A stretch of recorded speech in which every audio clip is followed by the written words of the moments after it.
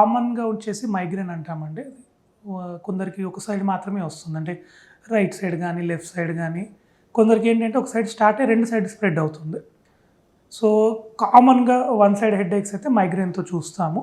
కొన్నిసార్లు తలనొప్పితో పాటు ఏమన్నా విజన్ ఎఫెక్ట్ అయిందనుకోండి, ఆప్టిక్ న్యూరైటిస్ అని. సో, దానివల్ల కూడా వన్ సైడ్ హెడేక్స్ రావచ్చు. రేర్‌గా కొన్ని ట్రైజెమినల్ ఆటోనామిక్ సెఫలాలజియాస్ అంటాం. సో, వీళ్ళల్లో ఏంటి అంటే ఇట్ ఈజ్ 100% ఒకటే సైడ్ ఉంటుంది. ఇప్పుడు మైగ్రేన్‌లు అనుకోండి, కొందరికి రైట్ సైడ్ రావచ్చు, నెక్స్ట్ హెడేక్ లెఫ్ట్ సైడ్ రావచ్చు. బట్ అదే ట్రైజెమినల్ ఆటోనామిక్ సెఫలాలజియాస్ అంటే క్లస్టర్ హెడేక్ అని, పారాక్సిమల్ హెమిక్రేనియా హెడేక్ అని, సంట్ అని, సునా అని కొన్ని టైప్ ఆఫ్ హెడేక్స్ ఉంటాయి. సో, ఇవి ఏంటి అంటే స్ట్రిక్ట్‌గా ఓన్లీ వన్ సైడే. అంటే రైట్ సైడ్ వస్తే రైట్ సైడే వస్తుంది ప్రతిసారి. లెఫ్ట్ సైడ్ వస్తే లెఫ్ట్ సైడే వస్తుంది. అండ్ హెడేక్ వచ్చినప్పుడల్లా కంట్లోంచి నీరు గారడము, ముక్కు బ్లాక్ అయినట్టు అవ్వడము, ఫేస్ రెడ్ అవ్వడము, ఓకే. అండ్ ఇలాంటి లక్షణాలు ఉంటాయి. సో, ఇట్లా ఉన్నాయనుకోండి ట్రైజెమినల్ ఆటోనామిక్ సెఫలాలజియాస్ కింద కన్సిడర్ చేస్తాం.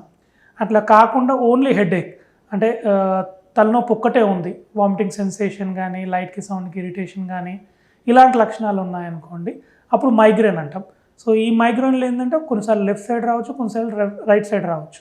బట్ ఆటోనామిక్ సెఫలాలజియాస్‌లో మాత్రం ప్రతిసారి హెడేక్ ఒకే సైడ్ వస్తుంటుంది.